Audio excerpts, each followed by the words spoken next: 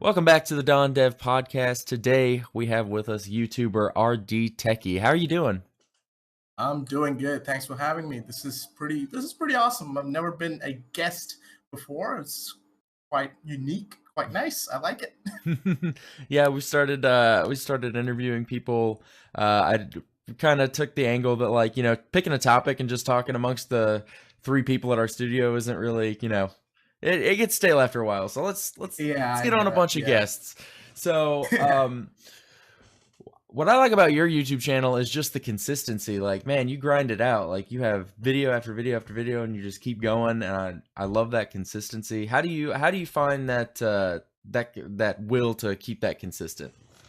It's tough, especially because it's funny you mentioned that because I did actually decided to sort of not keep that schedule because it was a lot of pressure Mm-hmm. to do one video, and I had a point where I had 3 days with three unique type of content. So I would have indecent exposure, which is for indie games, and first impressions, things like that, like one-off videos on Tuesdays, and then I would have let's plays on Thursdays, and then I would have a different, not game-related video on Sunday. So it became a lot considering I do work full time as a teacher, and then coming home and doing all this, I was going mad. So I actually last week I decided I'm just gonna throw away the schedule. I'm still gonna consistently upload, Mm-hmm. but it's not gonna be sticking to a schedule of where it tells me what I should be playing, because I found out that if you have something forcing you to play one specific thing, you lose the joy of it. And if anyone who's done YouTube can tell you, if you don't like what you're playing, the audience is never gonna like what they're watching. So I decided, I'm just gonna keep doing videos. I'm not gonna force myself into different videos on each day or anything like that. But I'm gonna have keep doing it. And the biggest part of that is just at the beginning it was just getting games to play, because when you're a YouTuber with like 10 subscribers, no one really wants to talk to you Mm-hmm. except for you guys who did talk to me with Intrusion Yeah. Protocol. Yeah, I got the first edition exposure episode done with Intrusion Protocol. But generally, developers, and I can't blame them, want more exposure than 10 subscribers, things like that. But right now, mostly it's just managing time, because after work, what I found out was, especially when I was on a schedule, I couldn't really get any time to sort of decompress and chill. It was just get the video done, edit it, upload it, and my connection is so bad that I have to use my mobile connection to Mm. upload overnight. So Oh that, wow. even if it's like a 100 MB episode, if something goes wrong, it sets me up for like panic. And that's one of the reasons I had to scale back, because my connection was becoming too temperamental. It kept disconnecting and things, and sadly it's my only ISP. So Yeah. Yeah. We uh we have that here in the States too, limited ISPs, and it's not I great. definitely check. Yeah, it's um not, you don't have an alternative. You realize how bad monopoly is. You just like, mhm. Oh yeah. Our entire most people in America can't get. We have maybe two choices. I think I'm trying to think of all the places I've lived, the cities I've lived, and I'm pretty sure there were two choices every time and like nothing else. And you'd think two choices would be better than one, but it's basically who can be least close to the bottom. not the game. Yeah, Yeah. I get But that. I definitely understand. I also really like the work you do with your thumbnails. I think they're like really eye catching and stuff like that. Where did you learn your graphic design skills, and also with your techie tips? Yeah, I really Where'd you enjoy learn that? doing Did those. you have classes on them? Did you just kind of like go online and figure them out for yourself, or? Well, I grew up. Well, I'm from India, and the whole internet thing wasn't that hot when I was growing up. So I basically fooled around on GIMP on all by my lonesome at the start, and I was just putting two and two together and learning stuff. But once we got a better connection, and we didn't have to hear the whole dial tone, the dial up ringing Yeah. noise. I started using YouTube, learned from stuff from there, but I never actually took a course. So whenever I'm doing something, I need to fill a plot hole, so to speak. I just Google and I Yep. look it up, and then I just absorb it. So over time, it's just I've developed this sort of natural knowledge of GIMP and some of the stuff I use generally. Because if I have a doubt, I just Google it Hmm. rather than just sit and hope it's something fixes itself. Yeah. Uh, but the biggest tip I got for thumbnails was when I was doing a website, gaming website called Shoddy Pixels. And it was me and a Poison Gift who stars in some of my videos, and you might see him in some of my comment section in the comments. Michael, what we did was he used to do the uploading and stuff because he had a better connection. I used to just simply do very little work. He Hmm. did most of the work. And he suggested putting an overlay of some sort of lens flare, something that kind of sets your thumbnail apart from the other basic game logo things. So I've been using that, and I think that's pretty useful. And just general things like having shadow for your text so that'll stand out, having contrast. It's the key to having a good thumbnail, I think. Hmm. That's I love that approach because that's kind of how we approach our game making, and well, not only our game making but like our marketing materials and stuff too. Is we if you don't know something, the information's out there. You can go get it. Like it's so accessible, and like I think that keeps. I think a lot of people like don't go for it either as a YouTuber, or if they want to be a YouTuber, Twitch streamer, game dev, anything like that. I think something that keeps a lot of people from going for it is the fear that like well, I don't have the resources, I don't have the knowledge, and it's like it is the best time to just Google something and just grind it out and become an expert at that thing. It's the information's out there, and you can absolutely become what you want to be online without super formal training. Because like for me, I never had a formal game development class in college. I had a few programming classes. My major was computer science, and then I changed to a more IT centric focus. But I had a few like Java and C++ classes, but I never had any game development courses. And my graphic design was just a class from high school, so not anything super high level, but I was able to take that and be like, oh no, I think I can expand on this, and just like Google and learn some more, and it's turned out pretty well so far. So but what are some tell me If you tell have me good, yeah. oh, go ahead. No, I was just saying that people are always thinking, I don't have the right equipment, I don't have the right, infrastructure, I don't have the right mic or the right content, I have to worry about that. Then I can be a YouTuber. No big YouTuber started off with all their equipment. I mean, you Right. have to just grind it out, like you mentioned. You start off with what you have, you build on it. If you wait for your perfect equipment, there's going to be a change in equipment, there's going to be a change in level, and you're just going to wish, oh man, I wish I started my channel 5 years ago or two Right. years ago. And I see this constantly. And they're saying, oh, you know what, I should have started my channel 5 years ago. It was much easier then. It wasn't easier, it's just that they've most channels that started 5 years ago have died out, Hmm. and now the channels that are 5 years old look like stronger than your channel that just started now. So I mean, obviously, because it's 5 years older. But the best day to start something is today. If you haven't Oh done it yeah. yesterday, do it today. Don't wait for tomorrow. But yeah, Fantastic. Yeah, I love that. You just got to go for it. Like, people, I feel like people will, look like, oh, I could do a YouTube channel, I could be a Twitch streamer, but, mine's not going to look as good as like, this big exactly. giant YouTuber. And I'm like, well, you shouldn't expect it to. It doesn't matter. Like, Exactly. I don't have Markiplier's voice. Well, it right. doesn't matter. He's freaking Markiplier. You don't need to have Markiplier's voice. You have someone else's. You have your own voice. And Exactly. this personally was something I was worried about at the start because I don't have like the medliest of voices. So I actually Googled how to get your voice a little more lower, pitch, at one point I'm typing in how to change your voice, and I realized this is absolutely stupid. Voice, you don't need to change it. And I closed that tab and I just went with it. And I'm glad because I don't really care how I sound. I mean, if people put up with it, great. I appreciate that.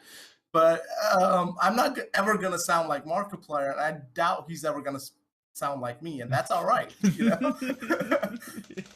What are some positive experience? Do you have any stories about positive experiences you've had on YouTube so far, like audience interaction or anything like that? Well, a lot of the times, most of them are, I have to say, have been negative because, in the sense, it's all been sub for sub. Watch my channel, check out my content, my Yeah. videos, stuff like that. I don't like that. But the best part about what I've done on YouTube and what I've experienced is like you guys, like just meeting game devs who have, they poured their heart into the games, and just dealing with a lot of indie devs is just amazing so far. And just being part of communities that are on Reddit or Discord, um, great to see so many people follow their dreams, whether it's being a streamer, YouTuber, or game dev, artist, music creator, whatever it is. They've just actually just jumped right into it, and it's really cool to meet so many people that share your passion, not just as gamers, because you can find gamers anywhere, Mm-hmm. but game people that want to create content from gaming, things like that, and just who are happy to help you out and give you advice, give you feedback.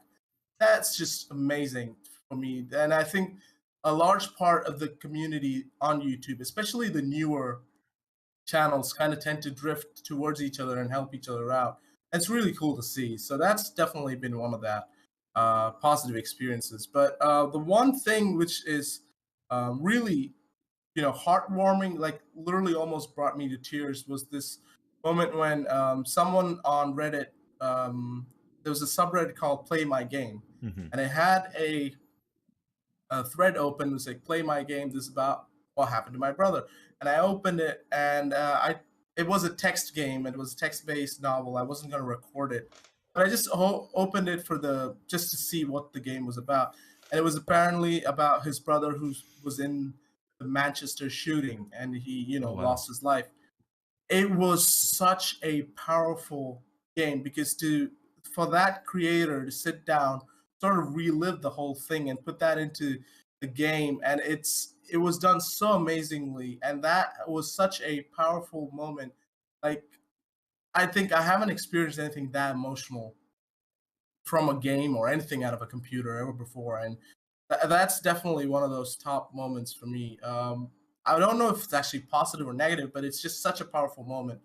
It just puts everything into perspective, and it's so great. I'm very happy to just have that it brings us all together. Like when you have a community, whether it's YouTubers, or streamers, or game devs, and you're interacting with each other, it helps you sort of realize the other perspective. Like I can sit here and say, "Oh my God, this game should be easier. This game should be harder. This game needs better graphics. This game needs better this or that sound design."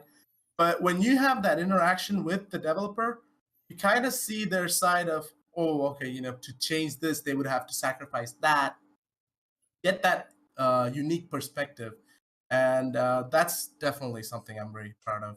Yeah, that story sounds amazing. I like you said, I can only imagine, reliving that to make that game. But it sounds like Yeah, it sound was sounds like it unbelievable. definitely gave people an eye-opening experience, though. So, I want to touch on something you said a second ago about the follow for follow. I am Oh, with yeah. you on that. I'm not a fan because like and it's hard. It's hard not to, because like especially on like Twitter and Instagram, you think to Yep. yourself, man, if I just followed all these people, I'd have so many followers. But then like Exactly. just but they're empty followers. They're not going to engage with Exactly. your content. You're not going to engage with theirs. They're not, cuz I've seen communities on, Twitch and Instagram with thousands and thousands and thousands of followers. Every post has like no likes, no retweets, no interaction. I'm Right. like, "Well, what's And you'll what's the good see of your follower count then?" and you'll see the same thing with YouTube. You'll have 8,000 subscribers and the views will be like 10 views. Yeah. And that is more depressing than being at like 200 subscribers or 300 for the rest of your life and having organic views. Yeah. I Uh, what I agree. what I don't get is people that do this. I don't really see where they see their success coming from. I mean, are they hoping that one of the people that clicks sub just to get the other person to sub to them likes their content and sticks around as a natural, organic viewer? Or Mhm. I don't see how they work because it's really messed up.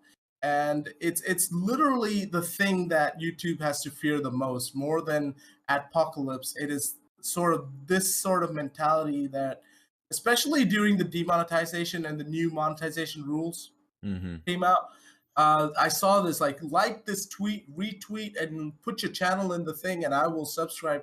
That guy wasn't subscribing to anyone. He was just getting likes and retweets. That's all he wanted. He Yeah. just wanted his. It's all like selfish, but they try to mask it in some like, oh, this community is, YouTube is destroying it. YouTube is going to restrict it.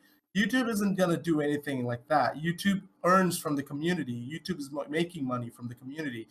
The only time they've done stupid things is like with Logan Paul, where they took their own time to, ban his, Right. take ads off of his channel.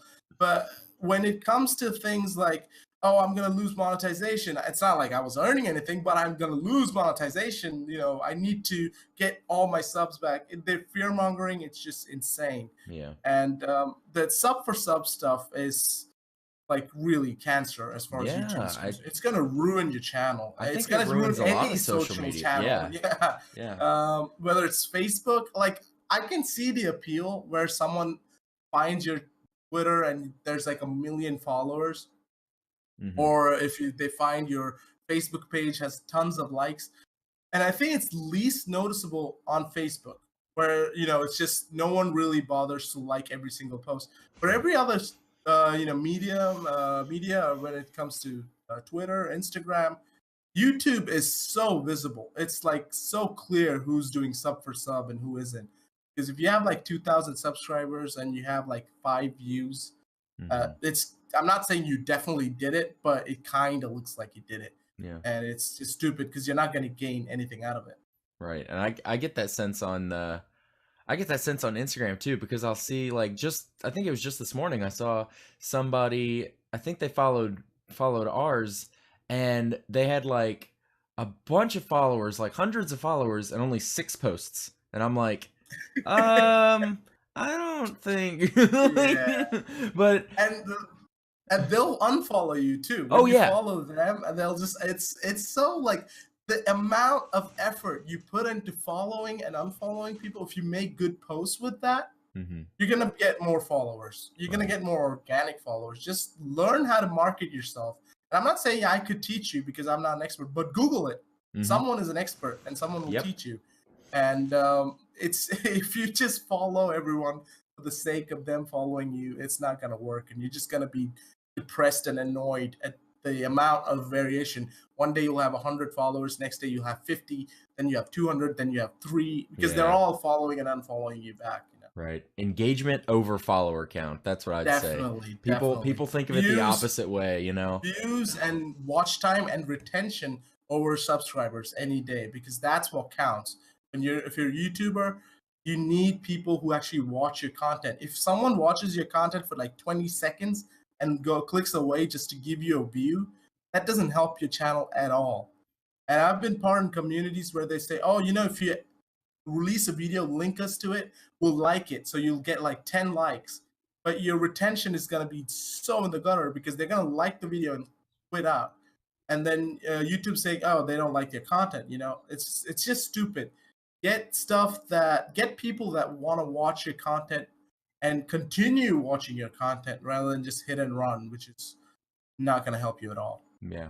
And what something you said a little earlier rang true to me. The people that think that like the follow for follow, like, oh, I'll do a follow for follow, and then that person will become like, an organic.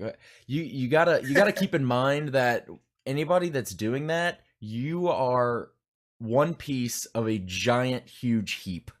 that Yeah. that person, first of all, that person doesn't really care about. Like, and second of Yeah. all, like, how many times are you going to show up if you're in the same feed as 20,000 other people? Like, Exactly. Like if he follows and subs back everyone who follows him, and he already has like 2,000 subscribers, you can bet that you'll never show up. YouTube's never going to suggest, especially if you're a new channel trying to get. That's when they get into this whole follow for follow business because there's 0 subscribers and it's daunting. mhm, But it's really just stupid because you'll never get suggested to them, even if they find the video. And this is coming from someone who just doesn't get this whole concept. Because let's face it, if you're doing follow for follow, right, mhm. and you see from your subscriptions, you're going to ignore that because you've been following every sort of person, and you don't care what your subscriptions are uploading because all you needed from them was the subscribe back, and if they did, you already got it. If they didn't, you don't care because you already moved on to the next guy. Right. So I mean, it's the worst thing you could do for your channel. Come and it's a close second, I think, would be buying.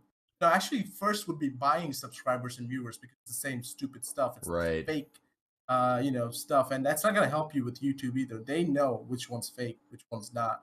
They're smart enough. They're freaking Google. So I Yeah. mean, they know everything. And it's like, I don't know. I think I wonder the motivation behind buying followers, because like you have to know if you're buying followers that they aren't actually going to contribute Real people, in any yeah, way. or be real So people. like, Probably with one guy with bots. so I'm thinking like, I'm just trying to like, run through the logic, and like I think, well, maybe it's the fact that like, oh, I want my follower count to be high, so when someone sees my channel, it's not like embarrassing and they'll still follow me. I can't speak for anyone else, but like when I see a channel or Twitter or any social that doesn't have a lot of followers, I don't think like, oh, this person sucks. I think like, oh, I kind of expected them to have more followers, and then I click follow Yeah. anyway. Like, I don't, it doesn't Yeah, stop that's the me. thing. Yeah, and you have more hope of finding actual engagement. Like if you follow someone who has like 150 followers, right? Hmm. You'll be hoping more that you can actually interaction with them, Hmm. exchange information with them than someone you're following who has 10 million followers. So I don't see this. I think it's just a big ego boost Yeah. to have a massive follower number, but I really think it's just the wrong measuring tape. You shouldn't be thinking about that. You have just think about content you're putting out. If it's on your channel, the video you're putting out, if it's your stream, the way you do your streams, and if it's like on other social platforms, what type of content are you putting out? And if it's content that'll help you get noticed, and that's the only thing you really need. Doesn't matter if people follow you or not. It just helps you get noticed. So if you can get content that organically gets clicked, like one simple tip is to have pictures on your tweets because apparently that's more engaging to normal Yes. people, to other users, than a blank link. And when you hashtag, if you don't go nuts, it'll help as well. But just having simple things like that will get you noticed much more than if you just have tons of followers who are dead. We're never going to look at your content, and just stupid. Really, you're not going to gain anything out of it.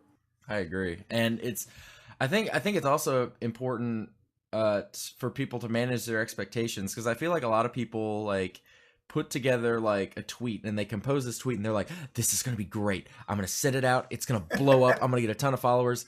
The most you should expect out of like anything like that is a couple followers is great. Like, fantastic Yeah, outcome. Don't expect to yeah, send just a tweet or, for one video to just blow up your channel. It's the thing is consistency. You got to keep yeah, at it. It's not going to happen overnight. Like, I'm learning very quickly. Like, I've just been listening to various influencers and whatever, and even people that society at large thinks are overnight successes had years of work behind their yeah. overnight success. They were just smaller before that success. Before, yeah, but they were doing it consistently, or else they Yes. wouldn't have had that moment of overnight success.